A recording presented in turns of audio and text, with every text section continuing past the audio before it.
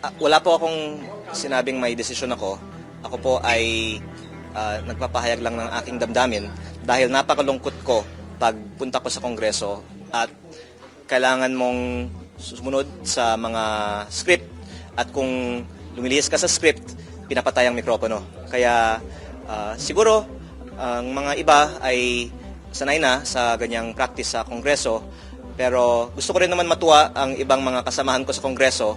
Huwag naman sila palaging magalit sa akin kasi hindi naman din magtatagal ako kasama nila sa Kongreso. Naglabas ng saloobin si Batangas Congressman Leandro Leviste kaugnay ng kanyang karanasan sa mababang kapulungan ng Kongreso. Ayon sa bagitong mambabatas, tila kontrolado umano ang takbo ng mga diskusyon maging sa committee hearings at plenary sessions kung saan kailangan anyang sumunod sa itinakdang linya o script. Ikinuwento rin ni Leviste ang isang insidente kamakailan kung saan pinatayan siya ng mikropono habang nagsasalita sa plenaryo matapos niyang questionin ang ilang kasamahan sa Kamara. Kailangan mong sumunod sa mga script at kung lumilihis ka sa script, pinapatay ang mikropono. Kaya siguro ang mga iba ay sanay na. Dahil dito, aminado si Leviste na pinag-iisipan na niyang wag nang tumakbo muli bilang congressman sa susunod na eleksyon. Ayon sa kanya, ayaw na rin niyang laging makabangga ang kanyang mga kasamahan sa Kongreso. Pero gusto ko rin naman matuwa ang ibang mga kasamahan ko sa Kongreso. Huwag naman sila palaging magalit sa akin kasi hindi naman din magtatagal ako kasama nila sa Kongreso. Sa kabila ng kanyang pagkadismaya, nilinaw naman ni Leviste na hindi pa siya tuluyang aalis sa public service. Hindi man niya tinukoy kung anong posisyon ang maaring tahakin sa hinaharap. Umugong naman ang espekulasyon na maari siyang tumakbo sa Senado pagsapit ng 2028. Sa naturang taon, magiging 35 years old na si Leviste, sakto sa minimum age requirement para sa pagkasenador. At posibleng pumalit sa kanyang ina na si Senador Loren Legarda na nasa huling termino na bilang senador. Sa ngayon nakatutok si Leviste sa kanyang distrito sa Batangas. Kamakailan lamang ay nakita rin siyang kasama si Batangas Vice Governor Dodo Mandanas sa pamamahagi ng bigas sa mga residente sa lalawigan. Ito, Jim. Jim, ito ba? Eh, wala naman na sila. Anak. Wala na yan. Okay, game? Okay, konti lang from here, no? Kung it seems marami po ang malulungkot kung magpapaalam na po kayo as congressman, nabanggit ko kanina na hindi na kayo tatakbo sa susunod na halalan. Wala po akong sinabing may desisyon ako. Ako po ay nagpapahayag lang ng aking damdamin dahil napakalungkot ko pagpunta ko sa Kongreso at kailangan mong sumunod sa mga script at kung lumilihis ka sa script, pinapatay ang mikropono. Kaya siguro ang mga iba ay sanay na sa ganyang practice sa Kongreso, pero gusto ko rin naman matuwa ang ibang mga kasamahan ko sa Kongreso. Huwag naman sila palaging magalit sa akin kasi hindi naman din magtatagal ako kasama nila sa Kongreso. Ayon sa aking damdamin ngayon, pero wala pa naman po akong desisyon. So, Kong, is there a possibility that you are going to run for a higher office? Wala po akong desisyon at malayo pa naman po ang eleksyon. Pinapahayag ko lang po ang aking damdamin na napakalungkot ko pag nasa Kongreso ako for the reasons that I mentioned a while ago.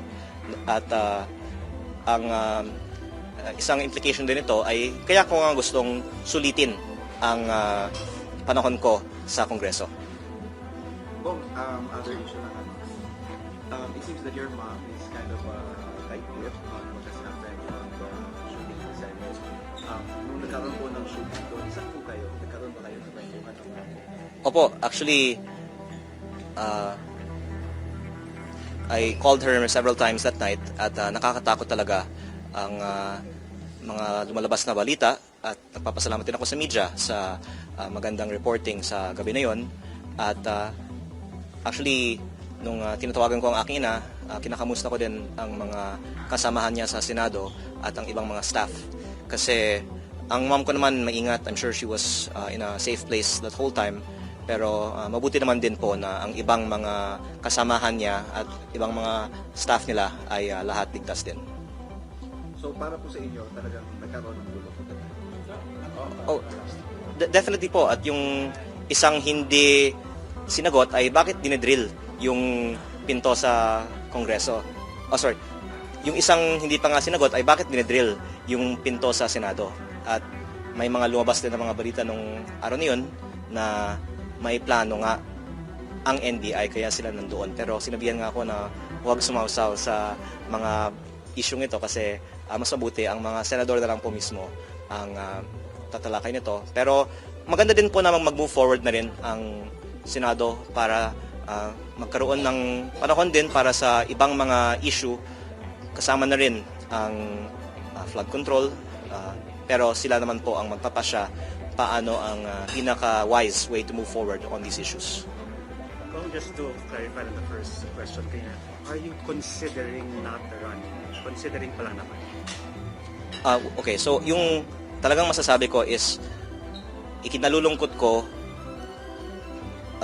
nalulungkot ako kapag pupunta ako sa Kongreso at kailangan mong sumunod sa script at pag dumilihis ka sa script, pinapatay ang mikropono.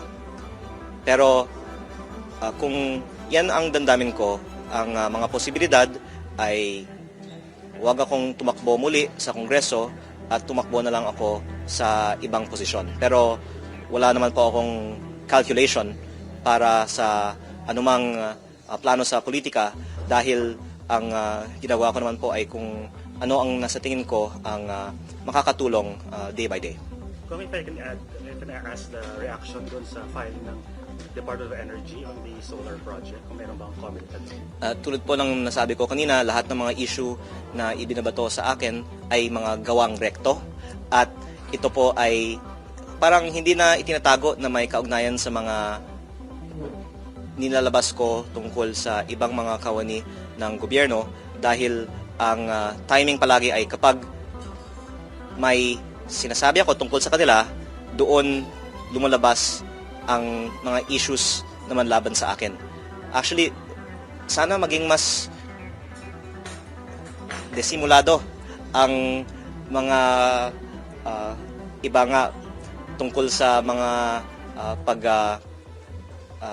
tapon nila ng mga issues kasi kapag kasabay ng atake ko ang counter-attack nila, halatang may dahilan para pahinain ang mga sinasabi ko sa mga inilalabas nila. Kaya muli, lahat ng mga issue na ibinabato sa akin ay gawang rekto.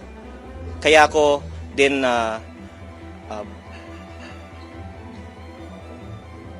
ginagawa ang mga ginagawa ko dahil masaya ako na tumulong sa ating mga kababayan at namimigay pa nga ako ng sarili kong kinita sa pribadong sektor sa ating mga kababayan. Sana ang ibang mga politiko ay gumaya din doon in the same way at ang isang sinabi ko sa aking privilege speech sa Kongreso na pwede ko pong ulitin ngayon ay sinabi nga kasi ni E.S. Recto na baliw ako, pero kung baliw man ako, at least hindi ako magnanakaw. Wala pong kahit sino sa lahat ng mga gustong mag-discredit sa akin na makaka-pinpoint ng anumang pagkakataon na meron akong ninakaw galing sa gobyerno kasi kahit yung sarili kong sweldo, kahit yung MOOE sa Kongreso, hindi ko tinatanggap dahil tutol ako sa ibang mga polisiya tulad ng MOOE kung saan ang mga ibang kongresista ay pwedeng tumanggap ng milyon-milyon kung hindi daang milyon tapos walang liquidation, pwedeng ibulsa lamang. Ganoon din po para sa ayuda, tutol din ako sa mga practice ng ibang mga politiko na ginagamit nila ang ayuda para magkaroon ng mga manonood sa kanilang mga talumpati sa mga barabarangay. Kaya ang aking mga hakbang ay ang paggamit ng aking mga blessings sa buhay para tumulong sa mga iba. Kaya ang aking focus ngayong araw ay ang pamimigay ko ng bigas para sa Batangas. How do you intend to distribute the 1 million sacks of rice? I actually started on Monday by delivering 20,000 sacks of rice to the churches of Batangas City with the help of former Batangas Governor and current Vice Governor Dodo Mandanas. We plan to deliver more to the churches in the rest of Batangas, and I am continuously delivering bigas to the other barangays of my district that have not yet received bigas from the distribution of the provincial government from the program of President Marcos, Bawat Barangay Makikinabang. So, I don't think I mentioned a while ago that yesterday, the 84 barangays that were not given the bigas that was promised to be given by the provincial government and the national government, I gave bigas to those beneficiaries who were not given the bigas. Kaya yun po ang mga ginawa ko so far, pero overall, tulad din po sa mga nabanggit ko, ang mayors and barangay captains and LGUs in general ang aming main channel para sa orderly distribution ng bigas para sa bawat pamilya, para walang maiiwan. Dahil kung ayon naman po sa listahan ng mga residente ng barangay ang aming distribution, matitiyak natin na walang maiiwan. Thank you. Thank you. Thank you.